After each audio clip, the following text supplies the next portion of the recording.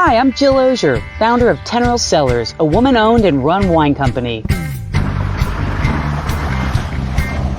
Join me as I have conversations with trailblazing women who are transforming the world with grit and grace.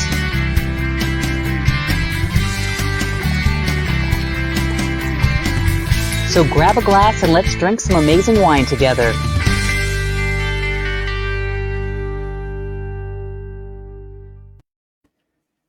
Welcome, Diana. We're so thrilled to have you on this episode of Chill with Jill. As you know, we elevate women and inspire change, and I can't think of a better person to have on today than you. You're not only a great journalist, but you are an endo warrior, and we are honoring and celebrating women's health this quarter at Teneral Cellars and focusing on reproductive health, heart health, and breast health. And you have your own journey with endometriosis. And as we dive, taking a deeper dive to become agents for change, I am just blown away that 1 in 10 women suffer with endometriosis, and yet there's not more being done. And so I thought we'd start there, and you can kind of tell us a little bit about, your story with endometriosis and why you're so passionate about fighting for change and funding and for women's health. Well, I think when you experience it at home, when it hits home in a deeply personal way, especially when it's your body, your overall well-being, and you realize during your journey that, number one, you're not alone. It is 1 in 10, as you said, a reproductive age born with a uterus in the United States alone. It's an estimated 200 million people globally, and that's just those that have been able to even get a diagnosis. That there are so many of us with endometriosis that are waiting on average 7 to 10 years to even be told that they have it. And many times during that path to a diagnosis, they're getting misdiagnosed with other things and spending lots of money out of their own pockets because insurance doesn't cover all these things. So there's just a lot of compounding issues. And as I said before, I learned them firsthand. I learned that many people feel like they're suffering alone. They're suffering in silence. I always had difficult periods, long periods. I got my first menstrual cycle when I was 11 years old. And I didn't say anything originally to my parents that I was having a lot of pain and really heavy bleeding. But eventually I had to tell my mom that I wasn't feeling well. And I suffered a series of ovarian cysts that burst, and my mom would bring me to the doctors, the general gynecologist, and the gynecologist would say, well, this is very common. This is what happens to women. This is just part of being a woman. And my mom just felt helpless, and she didn't have anyone telling her that there was an illness out there, and she was doing the best she could to advocate for me. But again, I didn't even hear the word endometriosis as a possibility until I was 32 years old. So 11 years old to 32 years old is a long time to be suffering with this and thinking that everyone must suffer like this. This is just part of the human condition. Right. So when I was 32 years old, I got hit with a very acute onset of symptoms. It was like an unknown alien pain to me, where it felt like a piece of hot coal was being serrated down the right side of my abdomen, followed with incredibly heavy bleeding. But I wasn't within my normal time of the month. I had a low-grade temperature. I was shaking. I knew something was really wrong. My friends said, you need to go to the ER. I was living in Manhattan. I had access to the best medical care. And I get this male general physician, not a gynecologist, who says, well, I don't really think anything's wrong. I think you could just have like a flu or a hormonal imbalance. And I'm thinking, okay, you've got the medical degree, but I've got life experience of living in this body, and I know something's wrong. And it took me a series of appointments with different doctors until I found one specialist, reproductive specialist, who really sat down and listened to me and took my symptoms seriously, didn't dismiss me, and said, I have a pretty good suspicion you have endometriosis. And on top of that, I like to give this blood test. You can get it at any kind of lab. It's a quick blood draw. It's called an anti-Müllerian hormone test, an AMH. And she said, and we could just see how your fertility is. And I'm thinking, I'm 32 years old. I'm a couple weeks away from my 33rd birthday. What could be wrong with my fertility? So I get a call maybe a few days later, and the doctor says to me, "Are you sitting down? Are you alone?" Hmm. The one thing I know from TV is that anytime a doctor says, It is "Are not you," a good thing. No. it's not good. So I ended up finding out that day that I was infertile. I had the AMH level of a woman who was pretty much at the end of her menopause. And it was devastating because she said the chances of you ever conceiving naturally is like slim to slim, and that I would have to do in vitro fertilization. And again, I was not on family planning at this point. I was in a desperate search for pain relief and wanting to understand what was going on with my body. So first I had excision surgery, which is considered the gold standard right now in the endo community of how to treat endometriosis. Everyone necessarily needs excision surgery, but for those that have had deep infiltrating or are having lesions that are causing problems or obstructions, that's the way to go. So that's when I was first introduced. And I became incredibly passionate learning when I was going to these doctors' offices and speaking to these people with endo and infertility, just how alone they felt. And I thought, okay, I have all this knowledge, I have a platform. I don't really know if I want to talk about this because it involves like periods and my body and infertility and I'm dating and all these, things. But I thought it was really selfish not to. So I did. Well, thank you for doing that because, as I've, taken a deeper dive and started to do research, I realized how many women and people with uterus, with a uterus, they suffer in silence. And how many people have been told to suck it up. The pain is normal. It's okay to bleed 3 days, and none of this is okay. And I guess that leads to just a whole other question. And, Amy Schumer's post last week of basically calling out, why isn't there more money going toward, research for women's health issues when there's tons of money going to erectile dysfunction, and 1 in 10 women or 1 in 10 people with a uterus suffer from this. So why, and I guess this leads into the Endometriosis Foundation. And I know you're an amazing ambassador and you host Endo TV. Why is this still this way in 2021? We'd have to go back into our society and like shake everyone and go, why? It's so deeply ingrained. When I went to Capitol Hill with the Endo Foundation, it was in 2018, and we were advocating for change, for funding. And one of the things that I remember mentioning was like, why does erectile dysfunction get a pill, a cure? And yet here we are with endo, with so many people that have this, and it's such a destructive disease. It's not a benign disease. And I think for me, that's one of the main keys that I've always wanted to talk about, was that yes, it's benign, yes, it's not considered fatal. However, it can completely take away your quality of life. You could lose a kidney from it if you go into renal failure for having lesions that obstruct your ureters. You have lung collapse, you have bowel obstructions. I mean, people lose parts of their bladder, parts of their intestines. This is a serious, serious illness. So when you think that erectile dysfunction, I never thought I'd be saying that so much, gets more attention than people who are in serious, critical, acute positions with their well-being, with life or death. I know we say it's not fatal, but these are things that can 100% interfere with somebody's overall health. So Amy Schumer makes a point that I think many endo warriors have been making for a really long time. And we have had some really great work that's been done. I mean, the DOD is giving money. There's endo legislation that's getting passed on the state level in New York State. And the Endo Foundation has been very, we've all been kind of working together within the endo community with other organizations as well to make a combined effort so that all the voices are heard and everyone is working, as you said so nicely, as an agent of change. So Diana, is it accurate that the only way to truly test if you have endometriosis is surgically? At this point, the only way, and of course, I just want to tell everyone I am not a doctor, a disclaimer.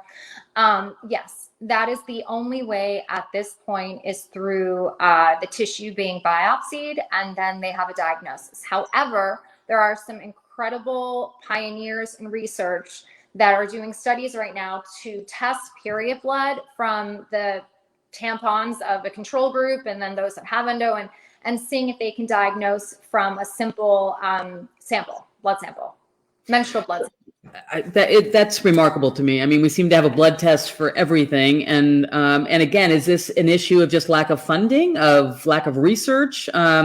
I did read something that it looks like there may be, like, and that's what you were talking about. So hopefully soon. But is that really an issue of getting more, politicians behind this to push this forward, to get the FDA behind this? Like, what needs to happen, and what can people listening do to make so that this becomes more of a priority around women's health? Well, I do think on a state level, you can lobby your local politicians. I mean, your voice matters. People sometimes think, well, I'm not Amy Schumer, so I don't have her platform. I don't have her fans or her legions. Don't think that you're not powerful in your own right, and that you can call up your local policymakers and you can say, hey, can we start an endometriosis caucus here in town? Can we start it on a city level? Because you'll be surprised what you can do at a grassroots level. You don't have to be a big organization like EndoFound. You don't have to be a big celebrity. You can be somebody who has been impacted by endo and understands that there has to be change. And when people hear things and it's brought to their attention and it's not in the shadows, that's when we can really do things. Yeah. And it's interesting too, because it's one of the reasons when we were researching who to support for this Healthy Women, Healthy World release. I mean, there's, women are the cornerstone to healthy societies. When we take care of ourselves, when we're healthy, our communities are healthy. And when you're saying it takes an average of 7 years for a diagnosis, and a lot of people are being misdiagnosed even by their OBGYN, that to me is, it's just not acceptable. And then some of the research I did was women of color were being told, well, this is just a disease for white women. And so they were being misdiagnosed and couldn't get the kind of support.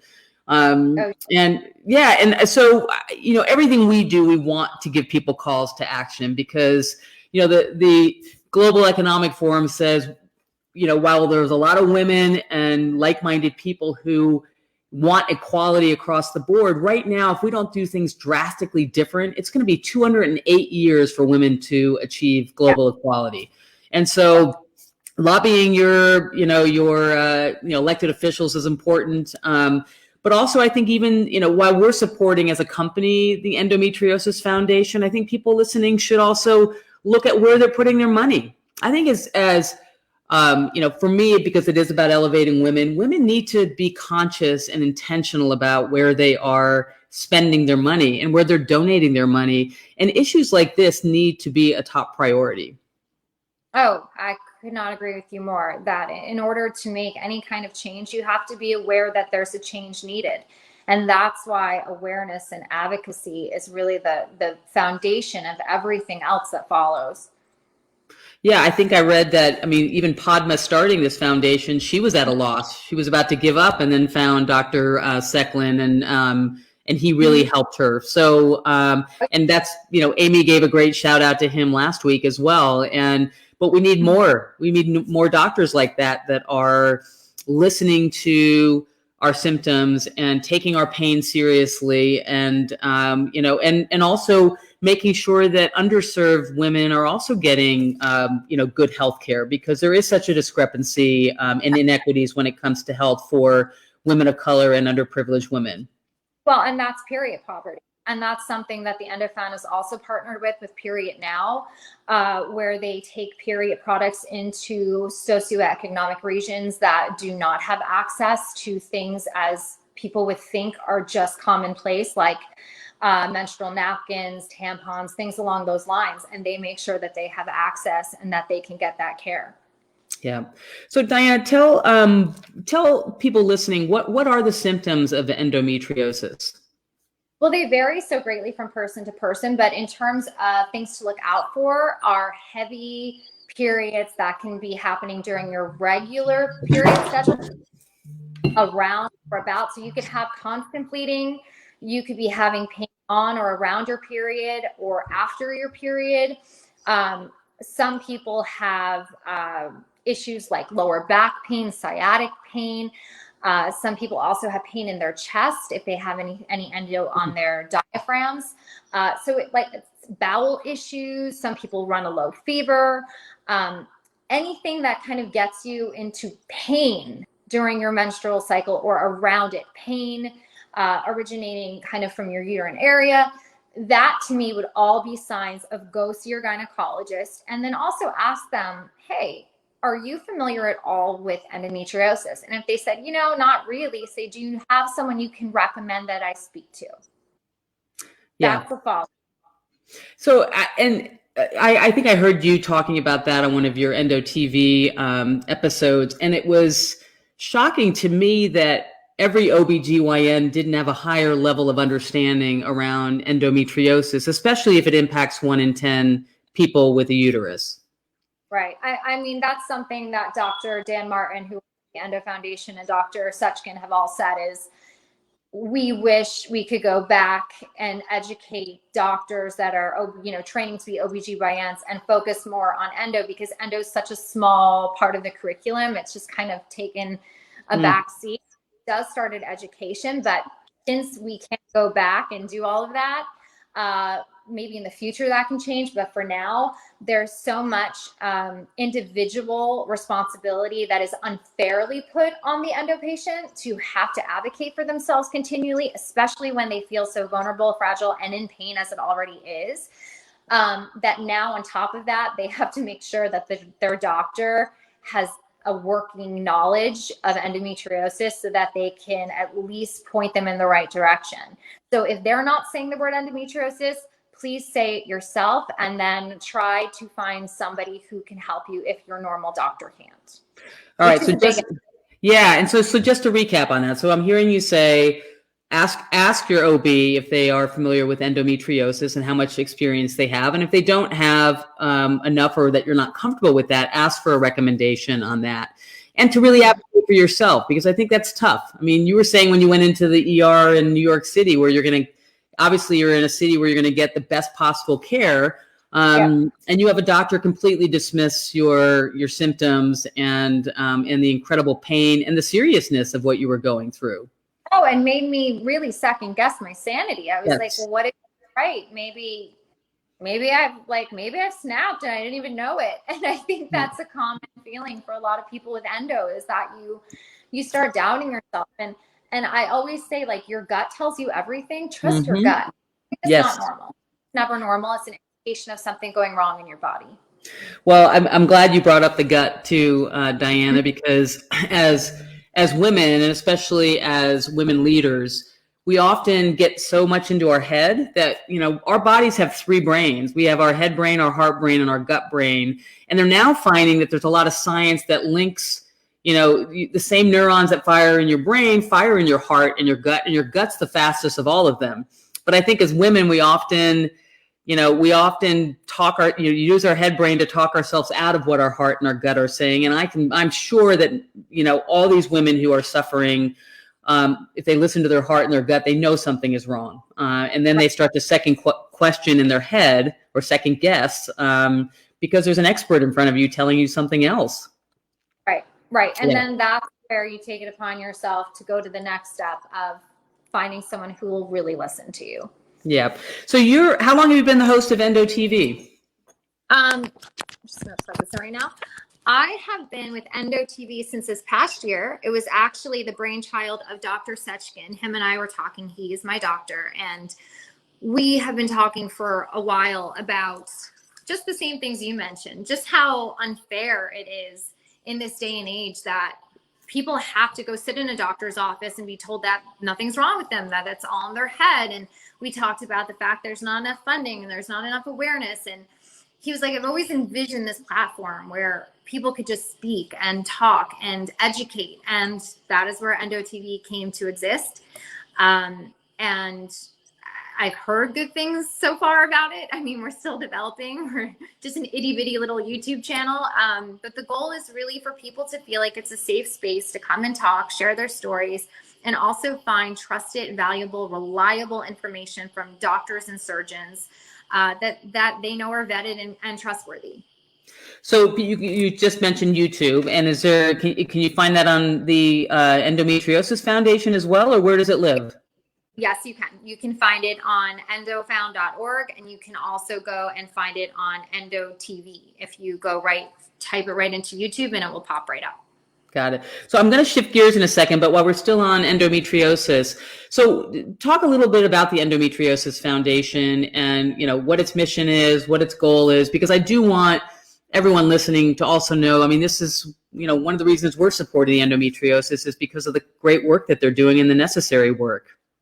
Well, as I mentioned prior, the mission is to educate, advocate, spread awareness, help to drive research, scientific research, and funding. All of those are the key tenets. And of course, with all of that, there's a lot of subcategories that gets involved. Right. In terms of how to get it all done. But Dr. Seckin also, the foundation offers grants to doctors that are surgeons that are trying to learn his specialty of excision surgery and supports that so that, you know, when one day he retires, which hopefully won't be anytime soon, that there will be more and more doctors who are going to decide to choose this surgery practice so that there will be more options all over the country, all over the world for people with this disease. Because right now, many times you're only finding these kinds of specialty surgeons in the big cities. So it would be great to have more people who have this specialty in their practice. Absolutely. And also there's, for anyone out there listening that does suffer with endometriosis, there's a My Endo team, right? Which is a huge community on Facebook that they can join and really get the support that they need. Yes, and that is the support team. So they are there to answer questions. They're there to lend an ear, to let people know that they are not alone. I know for me, social media was such a big support group because I didn't know a single person that had the disease. So I was able to connect on social media and feel like if I had what I thought was a silly question or a deeply personal question, I could talk to somebody who was going through something similar. Yep, absolutely. So you've been a champion for women for a long time. And, you know, I wanted to shift gears to some work and some advocacy you're doing for female journalists in Afghanistan right now. We'd just love to kind of give us an update, but also, you know, why you have been really pushing and advocating and helping women over there. Would love to know that story. Well, I'm a journalist, and I happen to just, like all of us, saw what was going on in the news. And as a journalist, I thought, I need to hear their stories. I need to hear these women's stories that are there right now, who must be terrified for their lives, their well-beings, their future, their families. So I was able to get a network of female Afghan journalists who kindly trusted me with their stories and began reporting on them. And then there were two sisters who really are dynamic, incredible journalists who happened to be on the Taliban kill list. One was able to get out and go to Holland during the before the August 31st deadline of the United States military troops leaving Kabul, Afghanistan, all of Afghanistan, I should note. She was lucky, fortunate to get on a plane, but her sister, also a journalist, also on a kill list, along with a couple other members of her family, were left behind in Kabul. And she said to me, you know, Diana, she's never been alone in her life. She's 20 years old. I'm scared for her. Can you help me get her out? And I'm thinking, I'm a reporter. I don't know how to do this, but I'm going to figure it out. And that's exactly what I did. Through some military contacts that I had through years of working in media, who've become friends, got me into different nonprofit groups that are working pretty much with the Afghan Underground Railroad to move people out. And they are the real amazing heroes, working day and nights, in addition to their jobs, just volunteering their time and resources to help get people to safety who are being hunted by the Taliban. So that is how it is still ongoing. These efforts are still ongoing.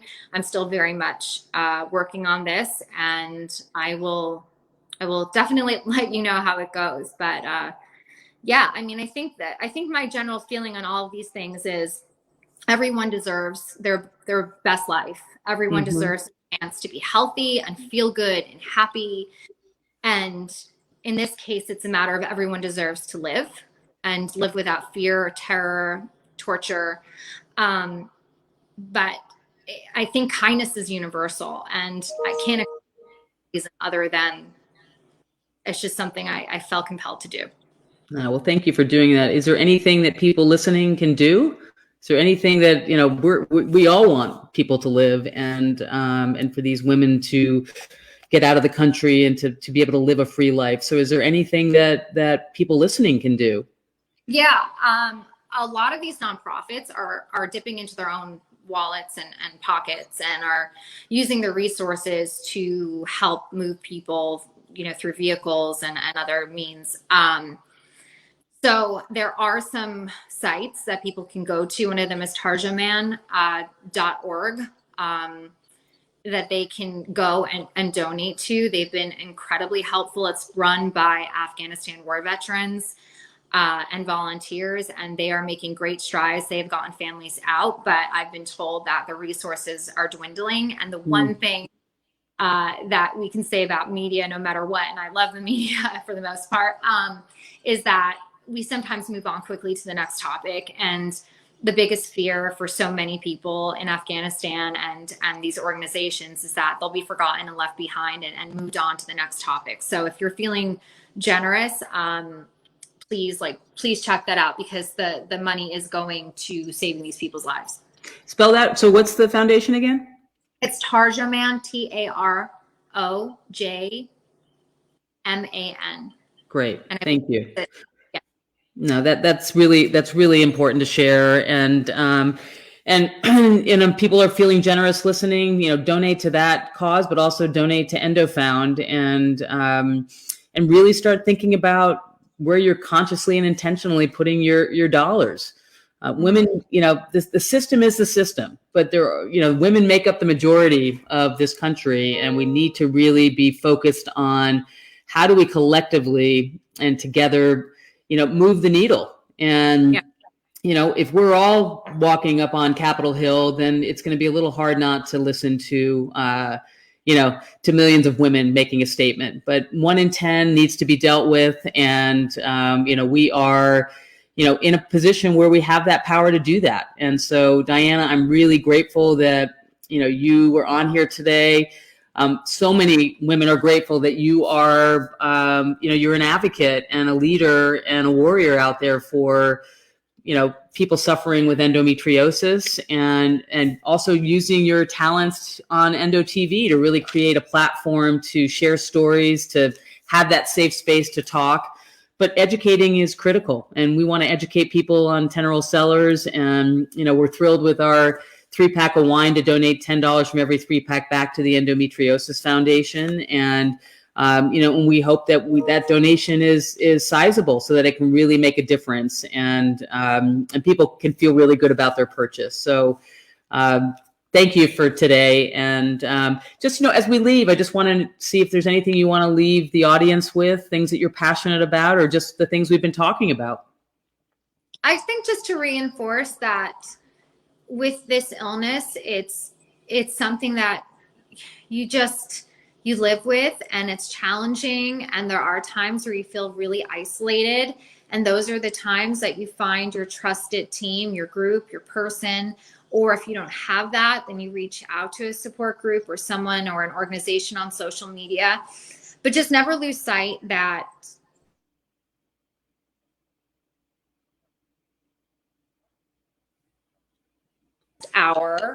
that you'll be fine, that we're all in this together, and we're all working for getting well.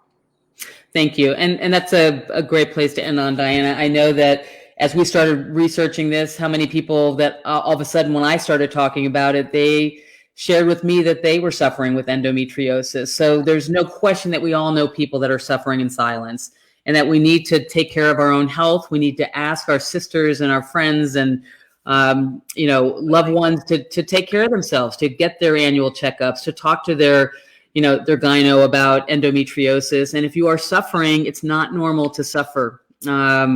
And so get it checked out and go to Endometriosis Foundation, endofound.org. There's some great content on there, and we've been sharing that. And already we're getting so many people who said, I had no idea. Thank you for sharing the symptoms of endometriosis. So, anything we can do to be part of that, that's it's our way to elevate women and inspire a change. And we're really happy to have your voice out there, Diana. Keep doing what you're doing. And please do keep us updated on anything happening in Afghanistan, because it's something that I know so many people do care about, and we're grateful for your energy and your efforts to really do the right thing. Thank you. And thank you for having me here and for all that you're doing for raising and elevating change. You bet. Thank you. And thank you everyone for joining this episode of Chill with Jill. We'll see you next time.